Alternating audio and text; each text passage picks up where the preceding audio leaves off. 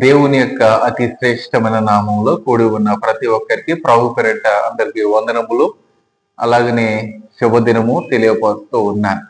మరి యొక్క ఉదయకాల సమయమందు మరలా ఈ రీతిగా మనమందరము కలిసి దేవుని స్తుతించడానికి, దేవుని గణపరచడానికి చక్కటి నూతన రోజుని దేవుడు మనందరికీ ప్రసాదించి ఉన్నాడు. అందరు బట్టి దేవునికి మహిమ కలుగును గాక.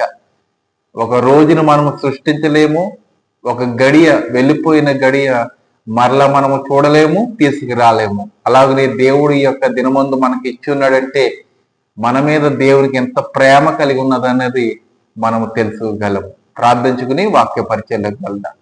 పరిశుద్ధుడా, ప్రేమల తండ్రి యేసయ్య నీకు వందనాలు. ఈ దినమందు నీ వాక్యాన్ని మేము ధ్యానము చేయుచుండగా నీ వాక్యంలో ఉన్న సారాంశాన్ని మేము గ్రహించుకునే బాధ్యత, యోగ్యత మాకు అనుగ్రహిస్తారని యేసు నామములో వేడుకుంటున్నాము తండ్రి, ఆమేన్. ఈ యొక్క సమయమందు యోహాను సువార్త 3వ అధ్యాయము 36వ వాక్య భాగాన్ని చదివి వినిపిస్తారు. కుమారుని యందు విశ్వాసం ఉంచువాడే నిత్య జీవము గలవాడు, కుమారునికి విధేయుడు కానివాడు జీవము చూడడు గాని దేవుని ఉగ్రత వాని మీద నిలిచి ఉండను. దేవుని స్తోత్రము కలుగుగా. ఈ వాక్యం ఏదో భయపెట్టేసేదిలాగా మనకి కనపడుచున్నది కదండి. ఉగ్రత అనగానే మనమందరము భయపడుతూ ఉంటాం. దేవుని యొక్క ఉగ్రత చూడకూడదు అని మనం అనుకుంటాం. కానీ దేవుని యొక్క ఉగ్రత మనం చూడకుండా ఉండాలంటే మనము ఎవరి మీద ఆధారపడాలంటే దేవుని మీద మనము ఆధారపడాలి.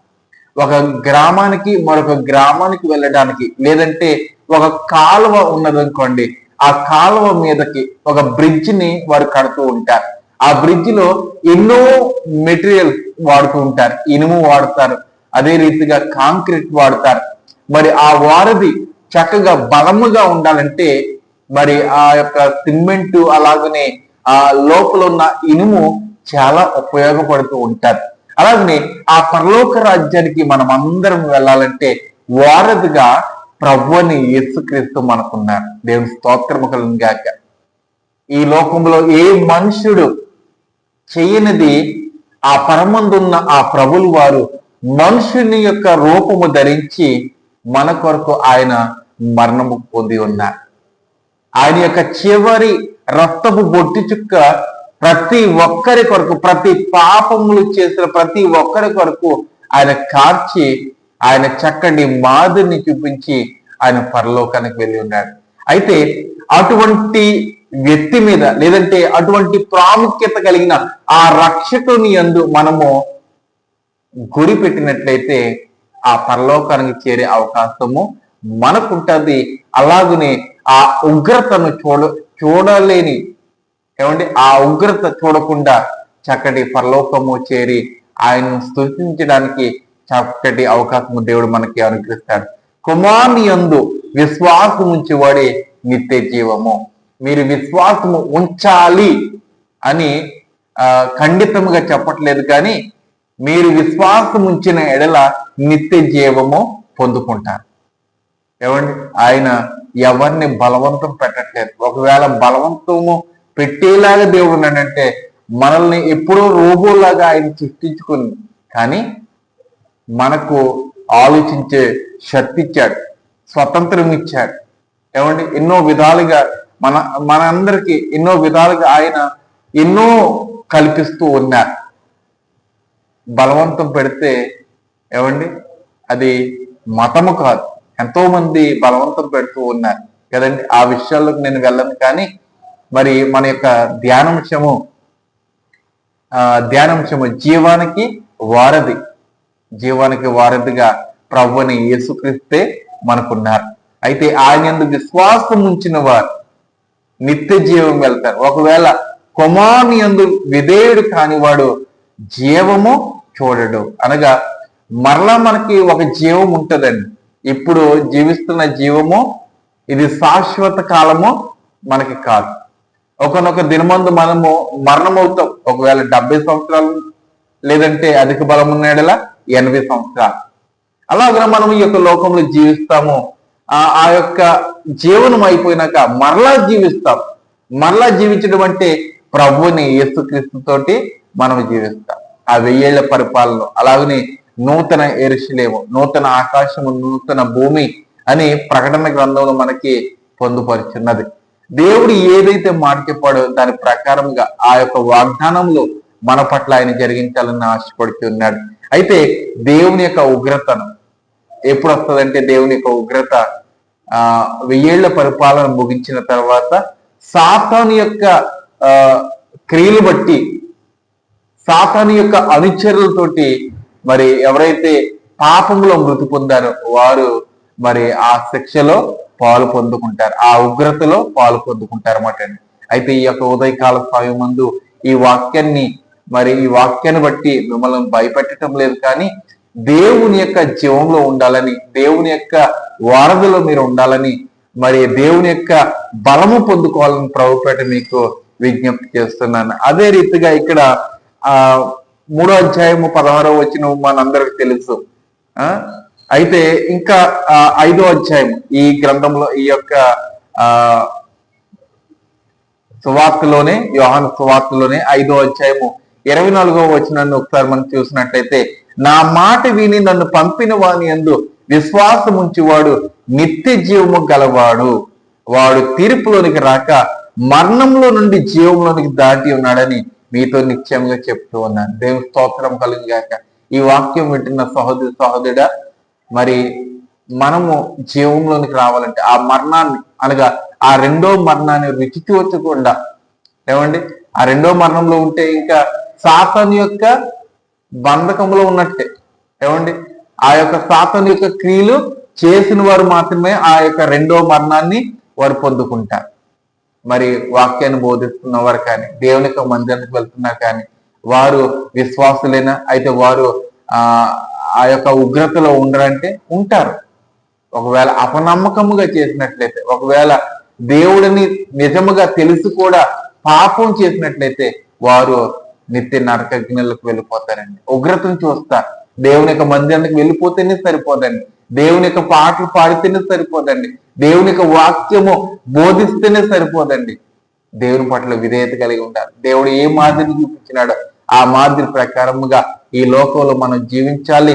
లోకాన్ని దేవుని యొక్క వాక్యం ద్వారా మనం వెలిగించాలి. అటువారిగా ఉన్నట్లయితే దేవుని యొక్క ఉగ్రత మన మీద ఉండదు. నా మాట విని నన్ను పంపిన వాని యందు, ఆయన యొక్క మాట ఏంటి? ఏమండి, ఎవరునూ నశించిపోకూడదు, ఎవరును నశించిపోకూడదు. 99 గొర్రెలను విడిచిపెట్టి ఆ యొక్క తప్పిపోయిన గొర్రె కొరకు ఆయన వెళ్ళాడు. అలాగే మనము కూడా తప్పిపోచున్న ఎంతో మంది జనులు ఉన్నారు, వారికి దేవుని యొక్క సువార్తను మనము తెలియచేయాలి. ఈ యొక్క యూట్యూబ్ ద్వారా, ఫేస్బుక్ ద్వారా, మన యొక్క మాట ద్వారా, మన యొక్క క్రియల ద్వారా దేవుని యొక్క సువార్తను మనము ముందుకు సాగించాలి. అలాగనే వాడు తీర్పులోనికి రాక మరణంలో నుండి జీవంలోనికి వస్తాడు. ఇప్పటి వరకు మన యొక్క పాపాలను బట్టి మనం చూసినట్లయితేనండి, దేవుని యొక్క రాకడ ఇప్పుడే వస్తే మన ఉగ్రతలకు వెళ్ళిపోతాం. కానీ దేవుడు మన యొక్క పాపాలను ఆయన జ్ఞాపకం చేసుకొని అంటూ ఉన్నాడు. ఒకవేళ మనం మారు మనసు పొంది, ప్రభువా నా పాప క్షమించండి అని ఆయన యొక్క పాదల యొద్ద పడి పశ్చాత్తాపడినట్లయితే ఆయన మరల మన యొక్క పాపాలను జ్ఞాపకం చేసుకోడు. అందుకని అంటున్నాడు, నిత్య జీవము గలవాడు, వాడు తీర్పులోనికి రాక మరణంలో నుండి జీవంలోనికి దాటి ఉన్నాడని మీతో నిత్యముగా చెప్తున్నాను. మన యొక్క పాపాలు ఒప్పుకున్నట్లయితే నిత్య జీవంలోనికి మనకి వెళ్ళే అవకాశము ప్రభు అయిన యేసుక్రీస్తు ద్వారా మాత్రమే మనకు జరుగుతుంది. ఈ లోకములో ఉన్న పోపుల ద్వారా కాదు, ఈ లోకములో ఉన్న సేవకుల ద్వారా కాదు, ఈ లోకములో ఉన్న బిషప్ల ద్వారా కాదు, ఈ లోకములో ఉన్న రెవరెంట్ ద్వారా కూడా కాదు, ఈ లోకంలో ఉన్న డాక్టరేట్ చేసిన వారి ద్వారా కూడా కానే కాదు. ప్రభు అని యేసుక్రీస్తు అనే వారధి ద్వారా మాత్రమే ఆ పరలోకానికి వెళ్ళే అవకాశము మనకున్నది. అందుకని ప్రభులైన ఆ యేసుక్రీస్తునే మన యొక్క సొంత రక్షకునిగా మనం ఎరుగుదాము. సేవకులు ఉన్నారు, బోధ చేస్తారు, వారిని మనము తండ్రిని పిలుస్తూ ఉంటారు. చాలా మంది పిలుస్తూ ఉన్నారండి, రెవరెండ్ పిలుస్తున్నారు, బిషప్లని. దానికి అర్థము కూడా మీరు తెలుసుకొని ఉన్నట్లయితే ప్రభు మీ యొక్క మనవుని స్వీకరించి మీకు కావాల్సిన జ్ఞానము అనుగ్రహిస్తారు. దేవుడి యొక్క కొద్ది మాటలను దీవించి మన యొక్క వినుకడులో ఆశీర్వదించిన గాక ప్రార్థించుకుందాం. పరిశుద్ధుల ప్రేమల తండ్రి యేసయ్య నీకు వందనాలు. ఈ సమయం ప్రభు చక్కటి వాక్యం ద్వారా మా అందరితోటి మీరు మాట్లాడి ఉన్నారు తండ్రి. ఇదిగో ప్రభు, ఈ యొక్క వర్తమానం నాకే కాదు కానీ వింటున్న వారికే కాదు కానీ అనేక మందికి ఆశీర్వాదకరముగా దీవెనకరముగా మీరు ఉంచుతారని అడుగుతూ ఉన్నా. నా కుటుంబాన్ని అలాగే ప్రభువ సేవ పరిచయాన్ని కూడా మీరు దీవించండి. నాకున్న కొద్దిపాటి అనారోగ్యాన్ని కూడా ఏసునామములో మీరు తొలగించండి అయ్యా, నీకు వందనాలు. మీ మీద నమ్మకం పెట్టి విశ్వాసం కలిగి ప్రార్థిస్తూ ఉన్నా. అలాగనే తండ్రి సహోదరులు ప్రవీణ్ గారు ఆయన దూరదేశానికి వెళ్ళి ఉన్నారు. చక్కటి ఉద్యోగము ఆ కుమారుడికి మీరు కల్పించండి ప్రభు. అలాగనే సహోదరి ప్రమీల గారి కొరకు మేము ప్రార్థిస్తూ ఉన్నాం. వారికి కలిగి ఉన్న యొక్క బలహీనత కూడా మీరు తీర్చివేయండి ప్రభు. అలాగనే అనేక మంది ప్రభు బలహీనత కలిగి ఉన్నారు ప్రభు. నేను దినమందు ప్రభు మరి చిన్నబాబు మెల్విన్ పా పుట్టినరోజు వేడుకలు జరుపుకున్నారు. గడిచిన సంవత్సరం అంతా ఈ ప్రభు దయా కిరీటం ద్వారా బిడ్డను అభిషేకించున్నారు. ఈ యొక్క సంవత్సరం కూడా బిడ్డను దీవించి ఆశీర్వదించండి తండ్రి. అలాగే దూరదేశంలో ఉన్న వారిని మీరు జ్ఞాపకం చేసుకోండి. ఇజ్రాయెల్ ప్రభు మరలా యుద్ధాలు జరిగే వాతావరణము ఉన్నదని వారు తెలియజేస్తున్నారు. నిశ్చితమైతే ప్రభువ నేను యుద్ధాలు జరగకుండా ప్రభు శాంతిని సమాధానము ఆ దేశంలో మీరు అనుగ్రహించండి ప్రభా. ఇతర దేశాల్లో ఉన్న వారిని కూడా మీరు జ్ఞాపకం చేసుకోండి నాయన. ఎవరైతే నాయన దూరదేశానికి వెళ్ళాలని ఆశపడుతున్నారు వారి యొక్క ఆశను కూడా మీరు తీర్చండి ప్రభా, నీకు వందనాలు ప్రభా. అనేక మంది అనారోగ్యంగా ఉన్నారని వారు తెలియజేస్తున్నారు. వారి కొరకు నాయన ప్రార్థిస్తుండగా వారి యొక్క ప్రార్థన మీరు ఆలకించండి. అలాగే తండ్రి నిశ్చితమైతే మరలా రేపటి దినమందు ఉదయాన్నే మేము కలుసుకొని ప్రభువా నేను ధ్యానం చేసుకునే బాధ్యత యోగ్యత మాకు అనుగ్రహిస్తారని నిశ్చితమైతే ఈ యొక్క దినమంతయు మీ యొక్క కాపుదల మా యొక్క రాకపోకలేని గురించి మీరే మహిమ పొందుకుంటారని యేసు నామములో వేడుకుంటున్నాము తండ్రి. ఆమేన్. ఆమేన్. అందరికీ వందనాలు. శుభదినము. దేవుడు మిమ్మల్ని దీవించి ఆశీర్వదించిన గాక. ఆమేన్.